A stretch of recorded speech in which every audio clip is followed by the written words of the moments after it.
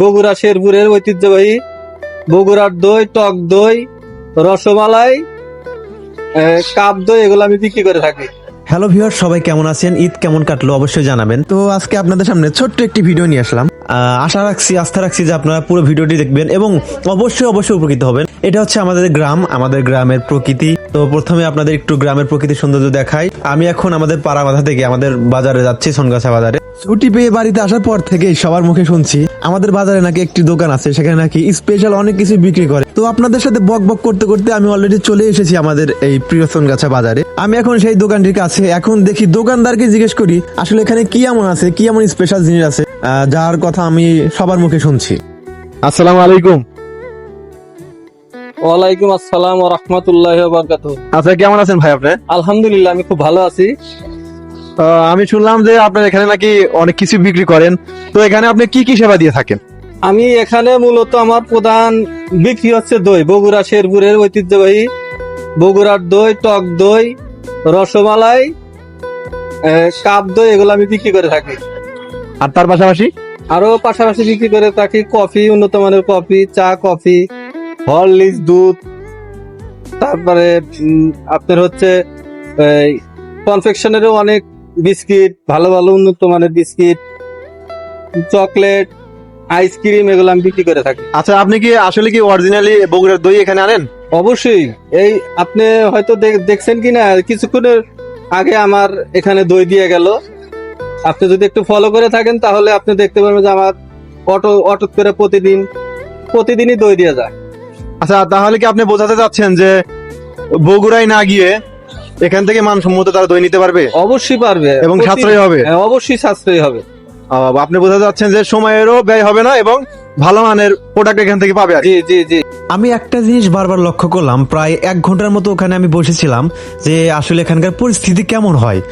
তো আমি 1 ঘন্টার মাঝে দেখতে পেলাম যে অনেকে এসে এই দোকানটাতে ভিড় জমাচ্ছে, দই, কফি এবং নানা ধরনের জিনিস এখান থেকে ক্রয় করে নিয়ে যাচ্ছে।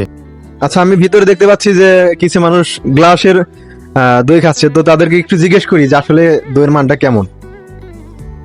আচ্ছা ভাই, আপনি গ্লাসের দই খাচ্ছেন দেখছি, তো এটার মান কেমন আসলে?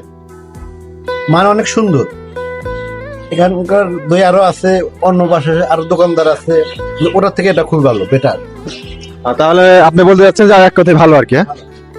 তো তো অনেক মানুষের তো অনেক ধরনের স্বাদ লাগে, অনেক রকমের, সবার তো টেস্ট এক না। তো আপনার ক্ষেত্রে ভাই, আপনার কেমন লাগছে দইটা আসলে? অনেক ভালো দই, অনেক ভালো। এগুলা আমরা বগুড়া শেরপুর থেকে আমার ভাই নিয়ে এসে আমার পাশের দোকানে, দইটা অনেক ভালো, খেয়ে মজা। দেখতে পাচ্ছি সমস্যা। ও, আপনাকে তো দেখছি একদম খেয়ে অলরেডি শেষ করে ফেলছেন, তার মানে অবশ্যই মজা লাগছে। হ্যাঁ, কেমন লাগছে? জি, এখানকার দই অত্যন্ত সুস্বাদু এবং খুবই ভালো লাগছে। সবচেয়ে বড় কথা হচ্ছে যে আমরা এক সময় ভালো দই খাওয়ার জন্য হয়তো বা বগুড়া থেকে দই আনতাম কিংবা সিরাজগঞ্জ শহর থেকে নিয়ে আসতাম। আমাদের অত্যন্ত সুবিধা হয়েছে যে এখানে বগুড়ার যে দইগুলা সেই উন্নত মানের দই আমাদের সোনগাছা বাজারে পাচ্ছি। এখন আর আমাদের অন্য কোথাও দইয়ের জন্য খোঁজাখুঁজি করা লাগে না। আমরা জাস্ট এই দোকান থেকেই, এই তালুকদার কনফেকশনারি থেকেই আমরা দই নিয়ে যাই। এবং আমি আসলেই মনে করেন ঢাকা থেকে আসলেই বসে থাকি আসলে তালুকদার কনফেকশনারি থেকে এই সুস্বাদু দই খাবো, এটা একটা আমার একটা ইয়া থাকে আর কি। যাই হোক, অনেক ভালো, অনেক সুস্বাদু, বেশ ভালো আর কি। ধন্যবাদ আপনার মূল্যবান মতামত দেওয়ার জন্য। তো আপনারা শুনলেন এখানকার মানুষের মতামত। আপনারা জানেন হয়তো যে আমি আসলে আমার প্রোফাইল থেকে রিভিউ দেই না।